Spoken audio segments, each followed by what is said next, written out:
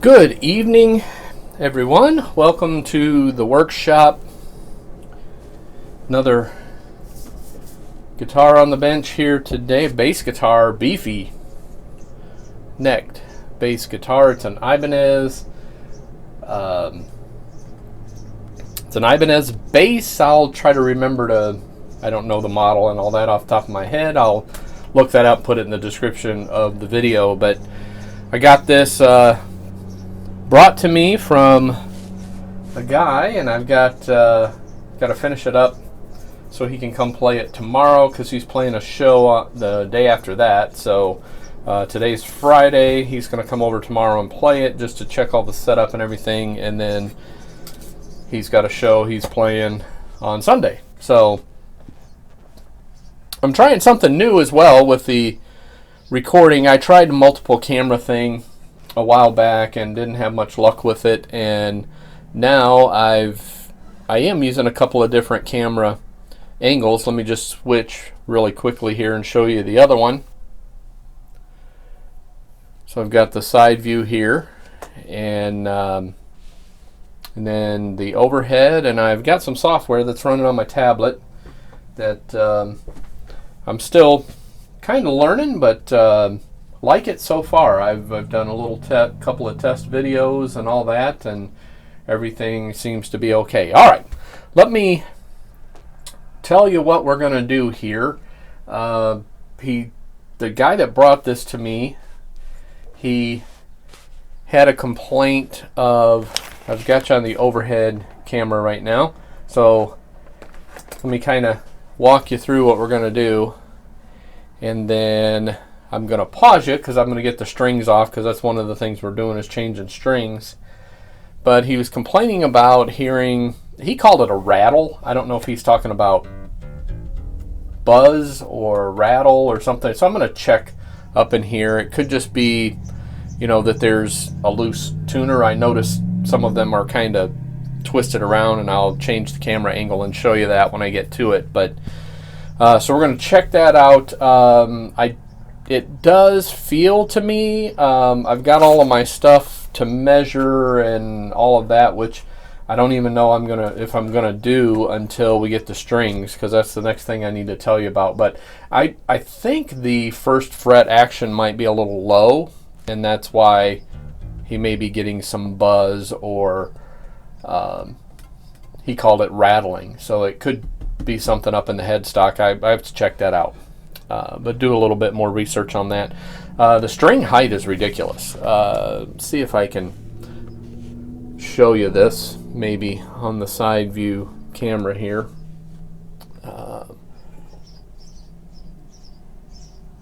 Can you see that? I mean, man, talk about working to play the bass. And I play the bass in our band, so I would never play a bass with that kind of string height. The thing that we're doing is, this is a 5-string bass, of course, so those of you bass players who got G, D, A, and E, which is your normal 4-string bass, and then on a 5-string bass it's typical to have the low B. Well, he doesn't really play the low B very often, and what he's asked me to do is when I put the strings on, he bought a set of these are Warwick strings, round wound stainless, and we're going to put these on. But this is actually a set of 6-string bass strings, and what we're going to do, I've talked to him about this, and he wants to try eliminating the B string. We're going to move these 4 strings this way, so it'll be like a 4-string here. We'll have E, A, D, G, and then we're going to put the C string from the 6-string bass set. So that's totally going to change the setup of this bass anyway, because we're losing this B string, which is 130 or 40 thousandths compared, and replacing that with a 25 thousandths string. So it's totally going to change the way the bass is set up and all of that. So I'm going to ditch the strings. I got to straighten the neck. So we'll check that end with the truss rod. I'm going to check all the tuners and everything, because that could be where some of the, he called it a rattle, didn't really call it a buzz. He called it a rattle. So I'm going to check all of that out. I think what I'm going to do here is pause the video and get the strings off. And then it needs a really good cleanup and all of that too. Oh, the other thing we're going to do, let me share that with you before I pause the video. So I'm going to flip it around to the back side here. And he wants to take the shine off of this neck. And so what I'm going to do, let me kind of switch cameras again here so you can see. And I'm going to turn it a little bit. There you go. But he wants to take the gloss off the back of this neck. I've talked about that in some other videos that I've done. And if you are a guitar player or a bass player and you play shows, especially if you play outside at all this time of year, I'm doing outdoor shows, and a gloss neck can be problematic if you're doing a lot of up and down on the neck. So I'm going to take the gloss and really get this neck slick. So let me pause you now, and I'm going to get the strings off, and then I'm probably going to go ahead and straighten the neck and all of that, and I'll bring you back. Okay, I'm back with you. I've got the strings off the bass, and he requested to keep those, so I've just wrapped them up, and let's see where I got you. Oh, there you are. So I've wrapped those, and those will just go back. I'll put those back in his case. Let me show you what I found here. I don't know if you can see and hear that, I'm sure. And see how every one of these is loose. This one's really bad. That one's really bad. So yeah, there's actually some nylon washers that are supposed to go in here that look like they are missing.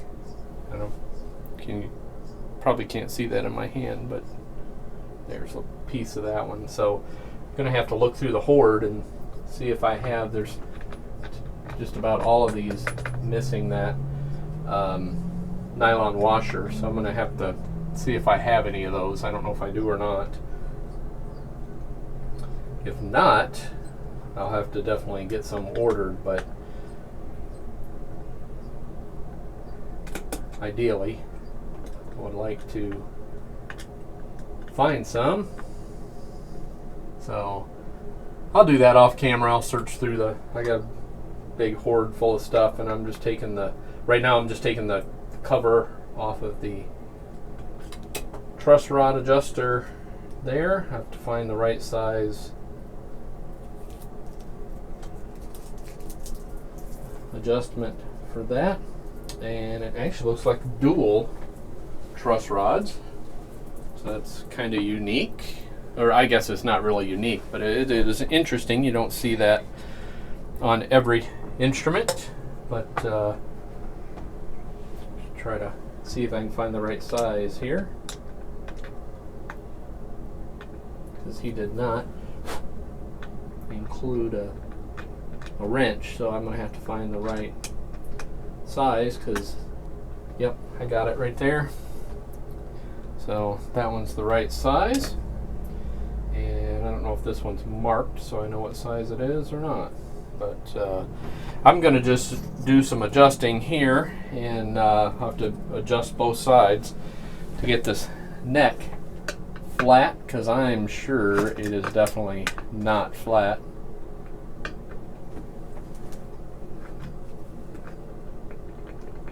Actually, one side, they're not adjusted the same. That could be causing some of his issue as well. To be honest with you, it looks like the treble side's got what they call back bow, so it's arched. that way.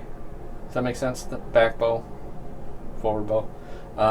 The other side's fairly, looks actually pretty flat on the low side, maybe.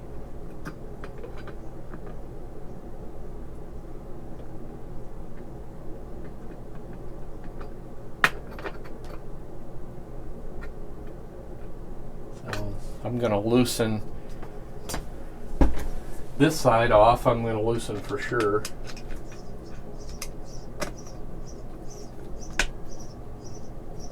Turns nice and easy. Hear it do its little snap, crackle, pop thing there.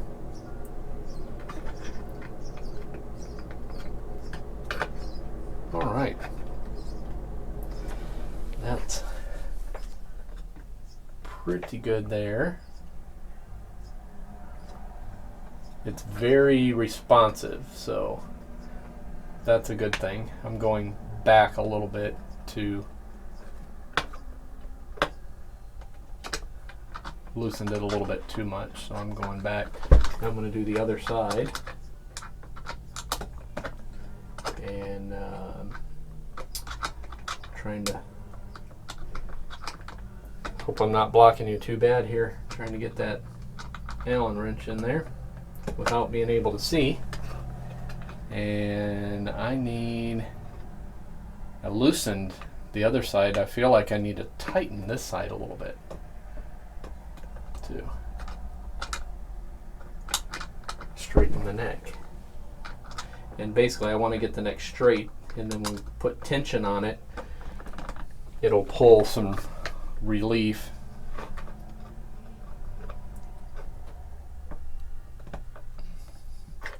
And again, I don't have to twist it much. It's a very, the truss rod's very responsive. And I'm just I got my straight edge, and I'm just laying it down the fretboard and just checking, midway. So 7, 8, 9, 10, somewhere in that neighborhood. And I want to get both sides roughly the same. So I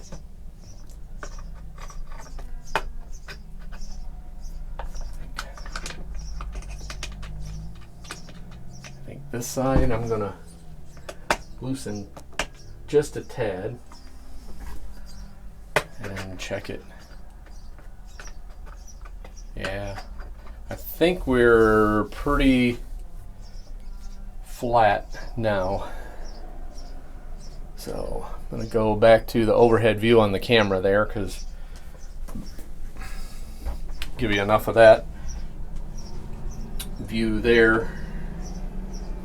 But I'm going to actually look, so hopefully I won't get you too much out of the camera here, but I'm actually going to look down the fretboard, and it looks pretty straight to me. Just by my eye there, it looks pretty straight. I think what I'm going to do first is I'm going to clean up that headstock, and then I need to probably pause you for a second, see if I can find some of those nylon washers. So let me do that, and I will be right back with you. All right, I'm going to bring you back for just a little bit of an update here. As you can see, I've taken the tuners out, and let me just kind of see if I can show you here. Something to point with. How about a screwdriver? There we go. See that nylon washer right there? It's a nylon washer that is missing on 4 of the 5 tuning keys, and what happens is you get all kinds of play in there. And a lot of times what will happen is somebody will tighten these way too tight, and it'll crush that nylon washer and break it in half. But all of that play, and then all of these were loose in here as well, so that could be causing some of the noise that he was hearing as he was playing. Very well could be. let me show you what else I found as I was taking the tuners out. That's going to have to be corrected, of course.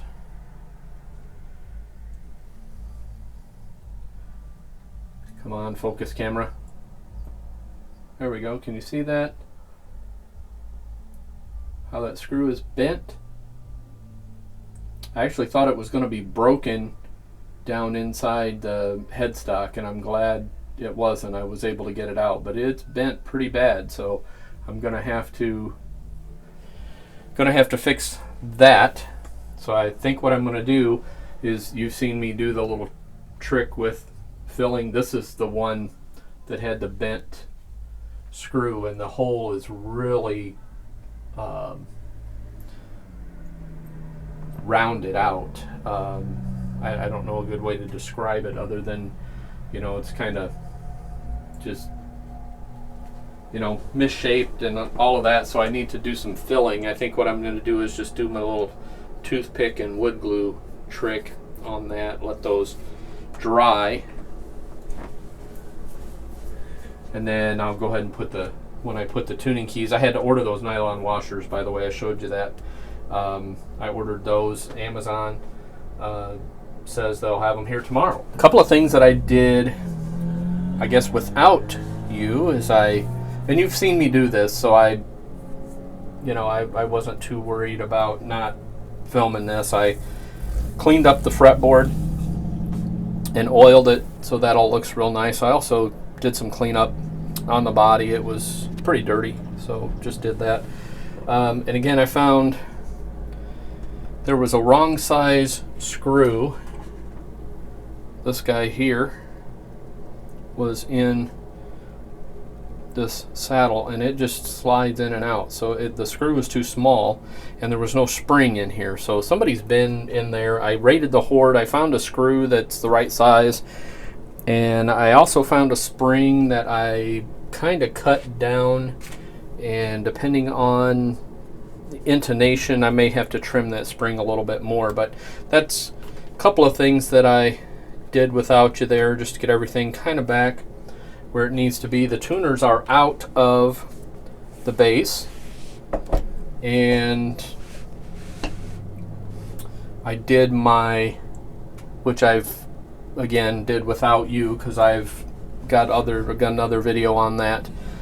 These screw holes for the tuners, I used my wood glue and toothpick thing and filled these. These top two were kind of bad, so actually took more than the width of a single toothpick to fill these. These three were fine, but when I put the tuners back in, I want fresh wood for the screws to bite into. What I'm going to do right now is I'm going to work on this neck. I've got some sandpaper here that's soaking and in some water. Got a little bit of dish detergent, dishwashing detergent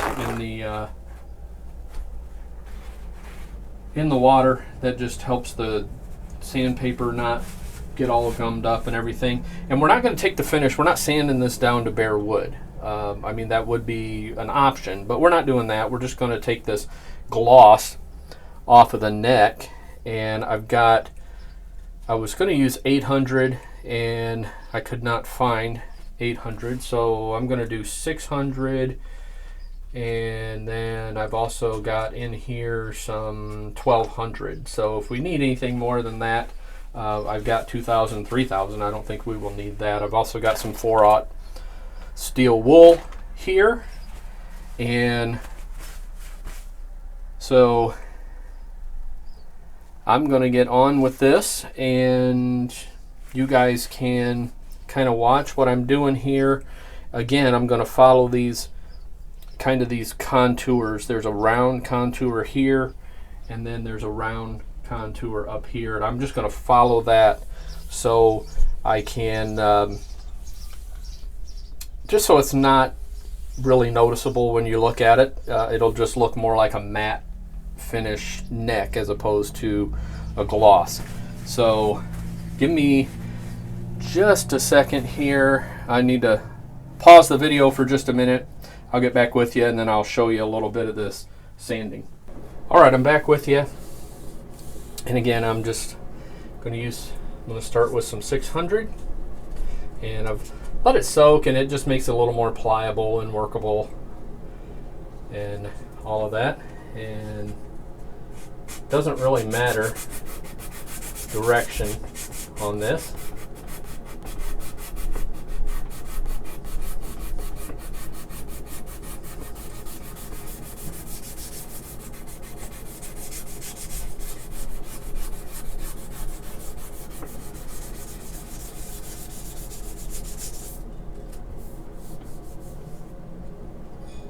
I mean, if you wanted, you could take sandpaper and kind of run it around this way.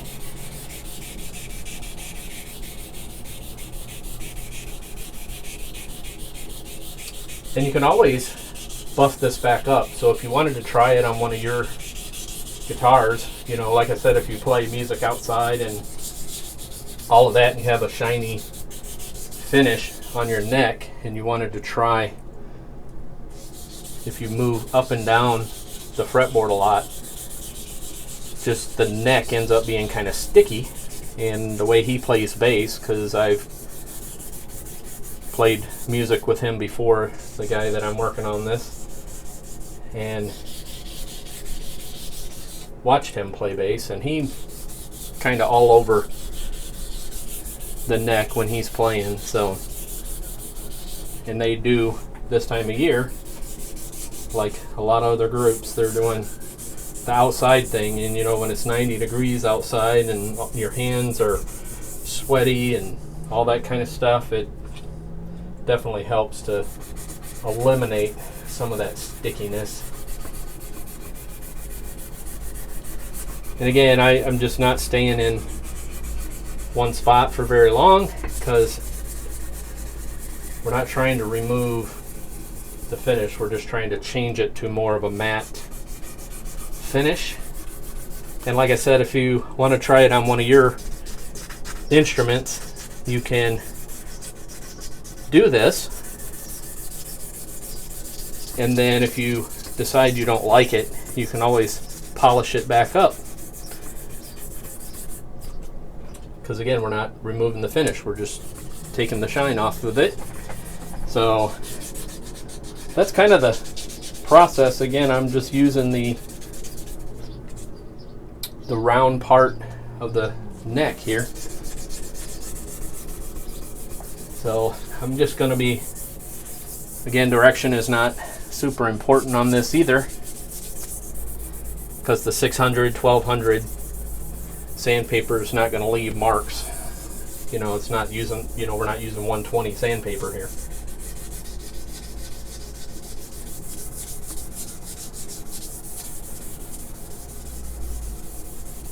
But what I'll do is I'll do this for a few minutes here with the 600, and then I'm going to just wipe it with a paper towel, and we should start to notice some of the gloss going away.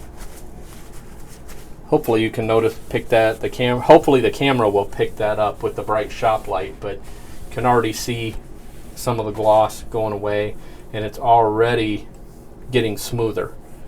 So that's kind of the process. I don't know how much of that I'm going to show you, but I did kind of want to bring you along for the journey on that. I mean, there's other people that have done this and made videos and stuff like that, but yeah, that's just kind of the process. I'm going to just work on it a little bit, kind of get it where I think it needs to be with the 600. Again, it's just kind of a touch thing, a feel thing. Welcome back.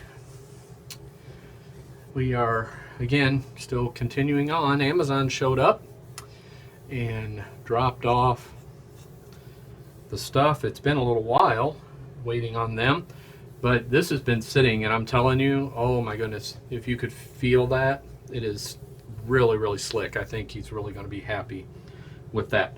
All right, Let me show you really quickly just what we've got here.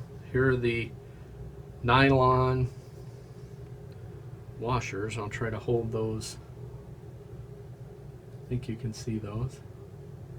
So there's the four.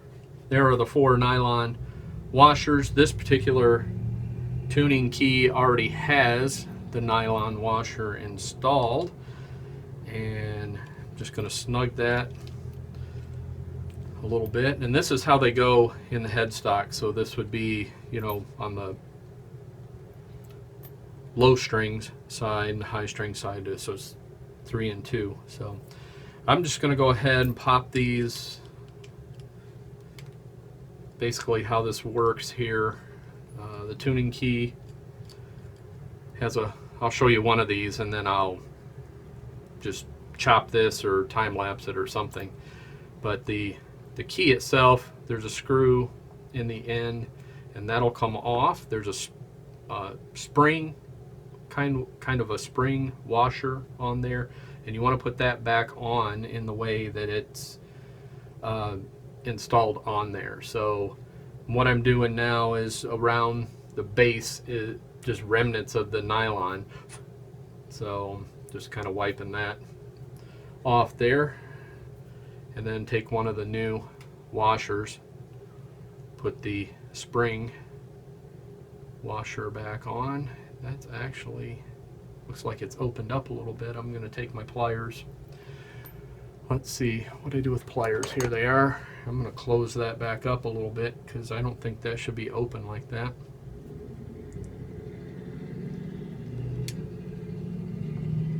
Doesn't take much. They're pretty pliable.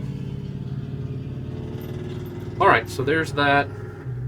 And then the key goes back on. Let's again kind of hold that so you can see the black washer and then the nylon washer, and that will keep everything snug. And I'm hoping this will stop any of that buzzing. You know, he didn't call it a buzz, he called it a, what do you call it, a rattle. I think I've mentioned that multiple times in the video. And I snugged these up. If you get them too tight, it will break that washer. So you want them, and I'm loosening that because I think I had it a little bit tight, but you want it just where you can turn. You want to be able to turn the key easily, but you don't want any play in it. And so that one feels good. That one's a bit snug, so we'll just loosen that off.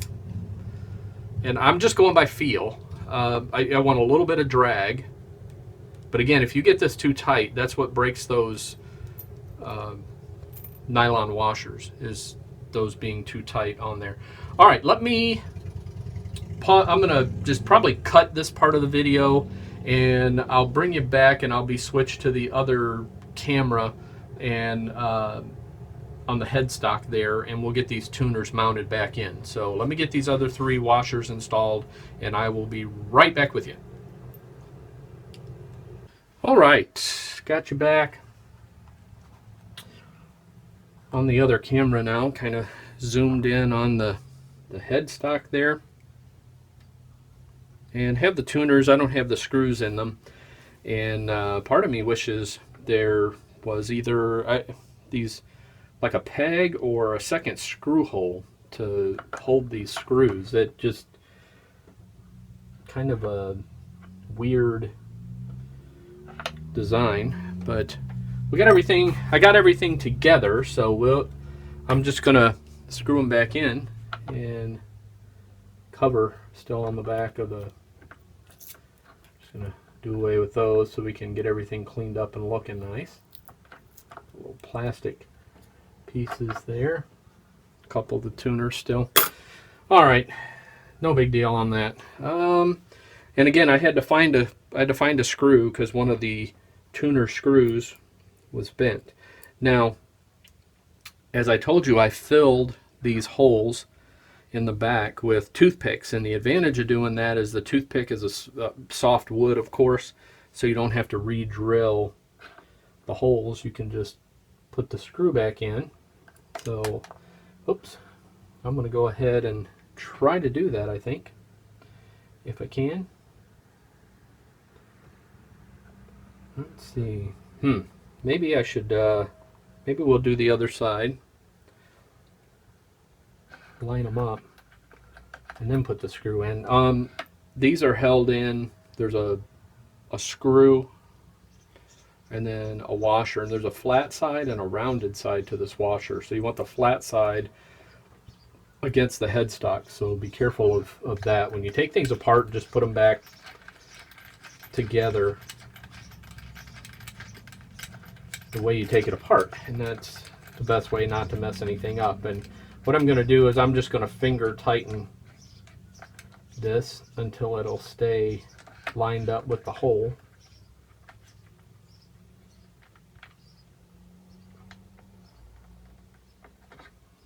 And I'm just, you know, eyeballing the hole that I filled, and so that's in there really nice. I'll be able to just put that screw right in, and then we'll flip the guitar over and I'll tighten up the tuner on the other side. And those were really loose too. 4 of the 5 actually, I took them out with my hand when I removed the tuners, so they definitely shouldn't be that loose. You know, you've heard me talk about not over tightening, you know, not working on a car, so you know you're not putting lug nuts on a car, so you don't want them that tight, but they do need to be snug. And this one was really crooked and kind of ovaled out. My grandfather would say it wallered out the hole, but it ovaled out the hole for the tuner. So I'm just trying to be really careful to get them back in the position that they need to be in. And again, I'm just hand tightening these. I'm probably blocking you, so I apologize, but I got to be able to reach over there and hold it and see it and all of that. And it's interesting the way they have these positioned. It's not symmetrical with the headstock. It's kind of an asymmetric layout, but they did that, I'm sure, to get where the tuner would still work and not hit the headstock. And of course there's 5 of them, not 4 of them. So all right, I think we're good there.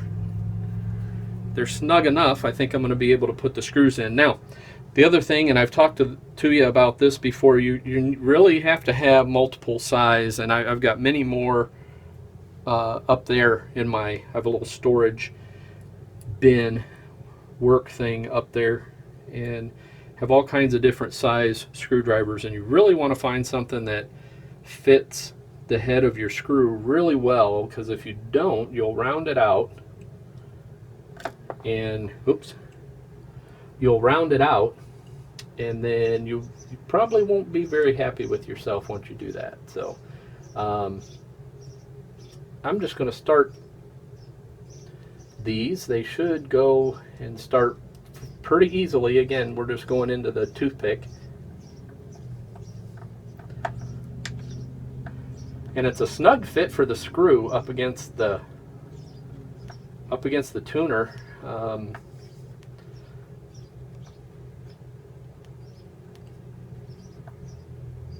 But again, just nice and snug.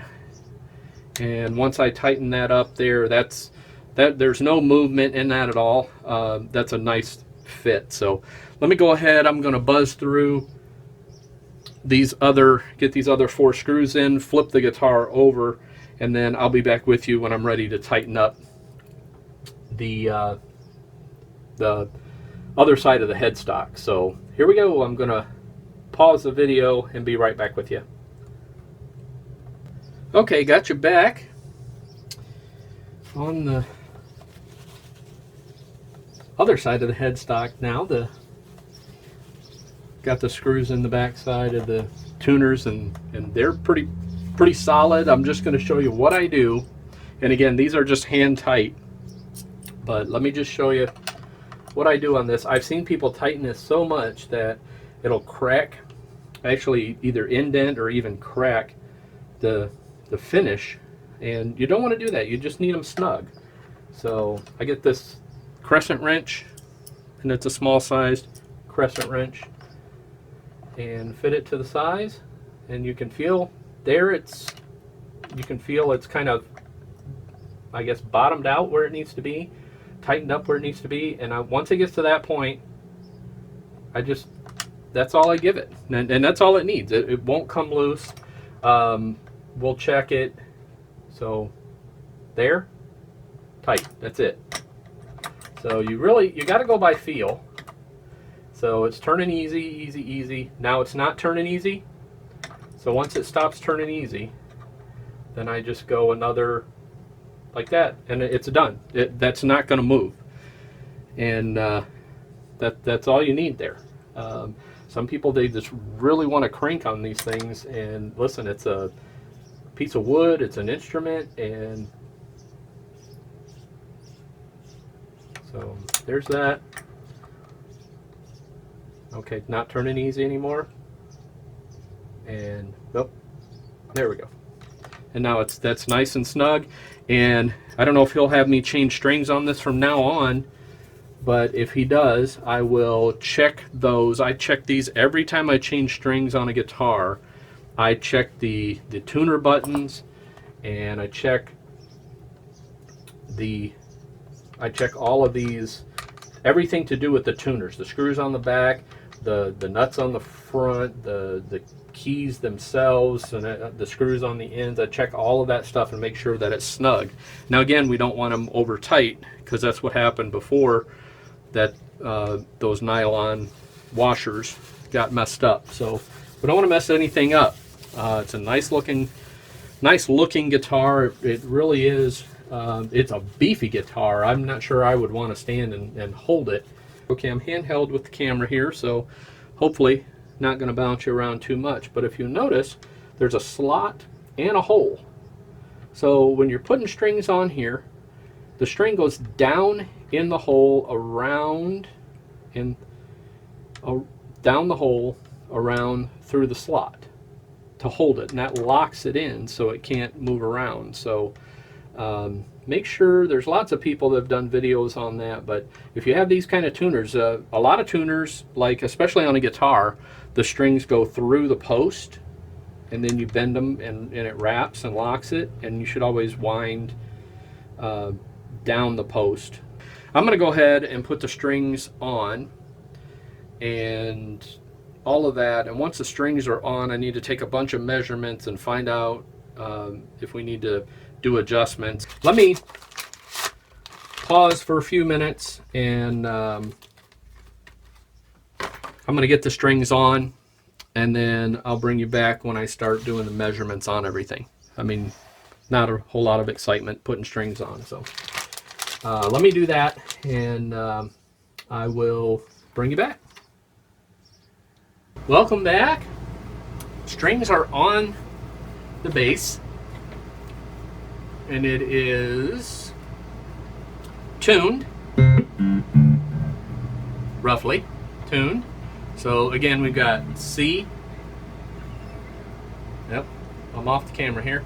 So we got C on the high end, and then G, D, A, and E. So for those of you bass players, or maybe not bass players, but piddle a little bit, these top four are just like a 4-string bass, and then we've added the C from a 6-string set of strings, as opposed to the low B, because he never, according to him, he rarely ever played the B, so he wanted to try with the high C. Felt like that would give him a little more ability to do some stuff up in here. So alright, so we're at a point where we need to take some measurements, and I think the first thing I want to check is try to get this dual truss rod system adjusted where it needs to be, and I'm going to check that again by, like I always do, I'll put a capo across the first fret, and you want it kind of close to the first fret. It doesn't have to be right on top of it, but alright. And then let me grab, and this being a bass, on a guitar I normally try to set around 10 thousandths relief if I can. On the bass, we're going to go with a little bit more because the strings are quite a bit thicker, And we're going to go with some more relief, and I think I'm going to try to find my 15. So there's 15, there's 18. So we're going to play around with something in that neck of the woods. And again, I'm going to check. So we got 3, 5, 7, 9, 12, 14. So you got 20. This is the, you got a 20th fret way down there. So let's see. Can I do this? Get the whole thing so you can see the capo, and then you can see. And what I'm going to do is I'm going to fret, which was actually, let me see, 3, 5, 7, that's 12, 15, 17, 18, 19, 20.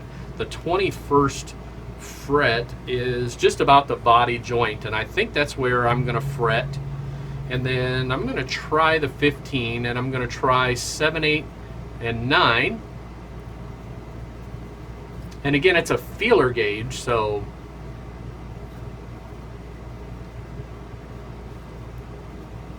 and honestly, that's not bad at 15.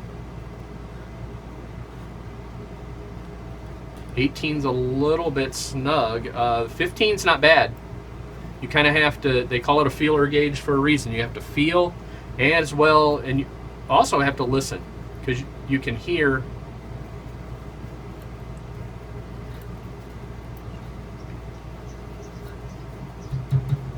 the string height is just ridiculous. But first thing I'm going to do is check this neck relief, and then we're going to deal with the string height, and then we'll double check.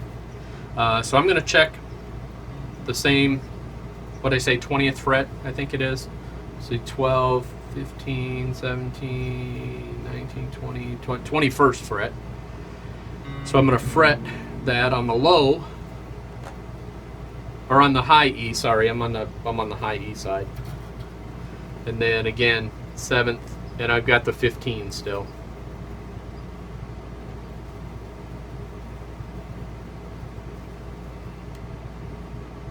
And that's not bad. Remember, I got the neck pretty straight, and I got the neck pretty straight, and the tension of the strings a lot of times will pull just the right amount of relief in. If you get kind of lucky, and it looks like I have what. Now I'll remeasure that once I adjust the string height and all of that. Let me go back to the overhead so you can kind of see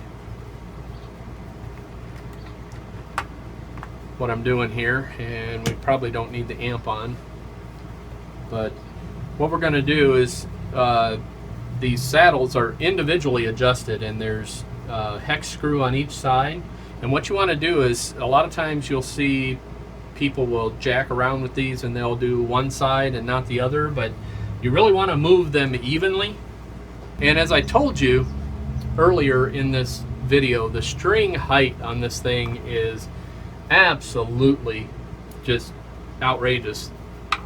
Trying to find my gauge, there it is, and I can tell you, don't need any of that plugged in or anything, but I think it was around 10 or even at the 12th fret, and I'm looking at 64ths here, and I'm seeing 12. So that is just outrageous. I think I'm going to bring that. That's probably double what it should be. So if I take the top 3 and set those at 6 64ths, and then the bottom 2 at 5, I think we're going to try it like that.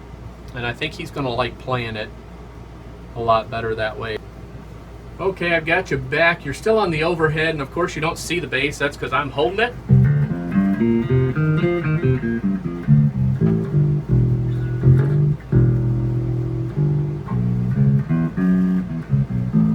Feels pretty good to me.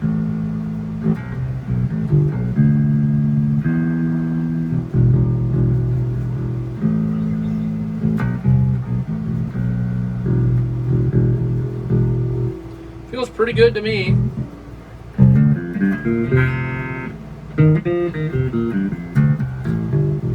course, I'm not really a bass player, so coming back at you in the video here. I do play bass in our band, but I wouldn't consider myself a bass player. I've only been playing bass for a couple of years. So wanted to show you. I think I'm gonna the bass back here. I think what I'm gonna do is I'm gonna grab the other camera and bring you handheld, because I talked about the string windings. So I just wanted to show you at one of these. So the string I measured. So basically what I did is I said, okay, the string's going to live, let's say here, and then I approximated, here's this distance. So I went, the string's going to live here. I went 1 tuner, 2 tuners, cut down in the hole and wrap, and then tighten. Down in the hole, wrap, tighten. Down in the hole, wrap. And you always wrap toward the center of the headstock. I see people sometimes they'll wrap on the outside, but you wrap toward the center, and the string comes right here toward the nut. The other thing that I didn't measure or didn't check was the nut action, but it felt good to me when I was just messing around with the bass. I've got a 15, I've got an 18, but a bass should be probably a little bit higher than that. So let me find something here. Again, I'm just kind of holding the camera. Here's a 20, there's a 26, there's a, I got a 25 somewhere, I think. Yeah, there's a 25. And let's see what we got here.